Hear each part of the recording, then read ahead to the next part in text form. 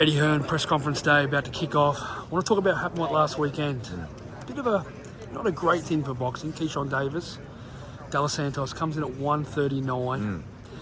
Was he ever going to make weight? And then you take on what took place after it. Yeah, I mean, look, it's not a good look. I like Keyshawn. I think he's great for the sport. But, you know, sometimes you need the people around you to give you a little clip around the ear and say, mate, you know, this is what we've got to do now. This is the strategy moving forward. It's kind of damage limitation at that point, and obviously that didn't happen. I think, you know, you look at guys like De Los Santos, who's represented, I think, by Samson. Samson's like a no-nonsense guy. Like, if he feels you're taking the piss out of him, he'll get in the car and go.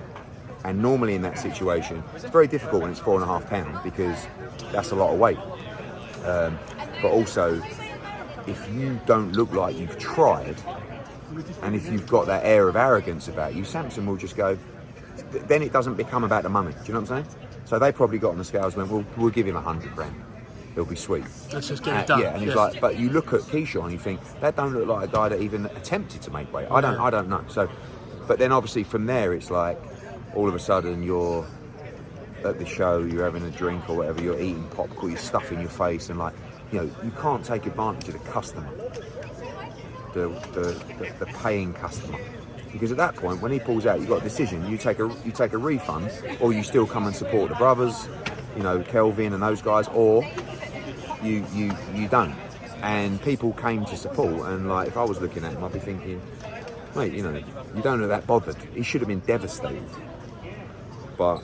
You know, I don't know what happened after backstage with the fight or whatever, but it wasn't a good look for Keyshawn. But look, he's a good fighter, and I'm sure he'll be back.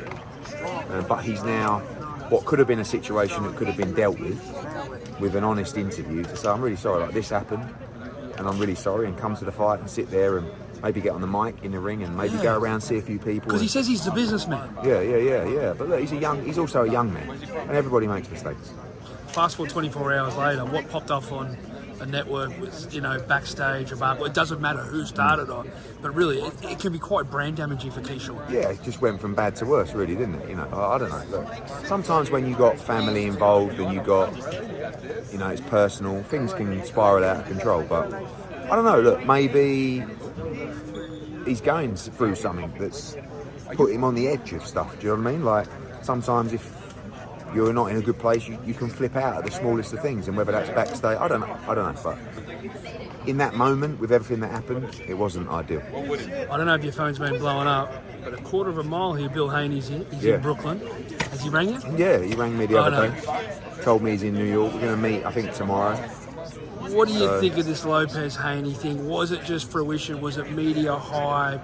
Is it a fight that you'd like to see next? Look, Devin probably spent most of the Ryan Garcia 2 money already, and now obviously the fight's not happening.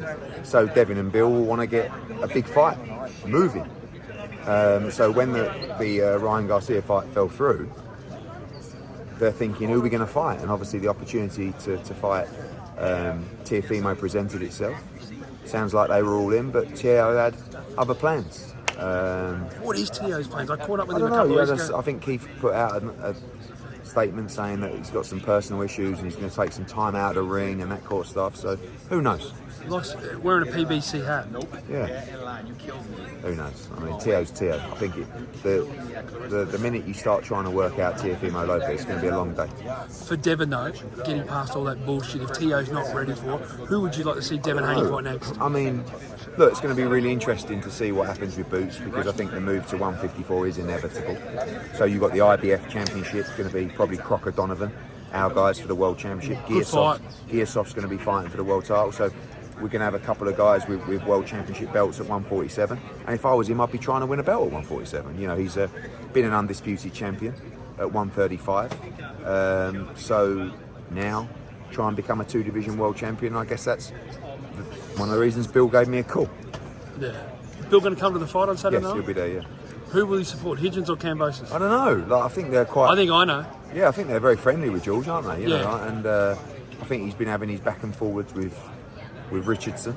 So, yeah, looking forward to seeing Bill. And I'm sure. I know they're both you guys, and we spoke about it before, but do you feel that a lot of them just don't like Richardson, or does Richardson sort of feed off that? Like, I don't want to be liked by any of you guys. Yeah, but you got to just speak your mind, haven't you? Sometimes you got to play the game, but you've got to speak your mind and be honest about things. Look, a lot of people probably don't like George Kambosos. I'm sure a lot of people don't like you.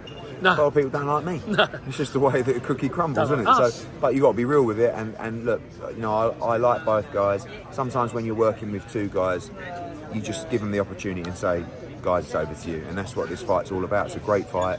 It's a real crossroads fight. George is a tough man to beat. He's going to give it everything on Saturday.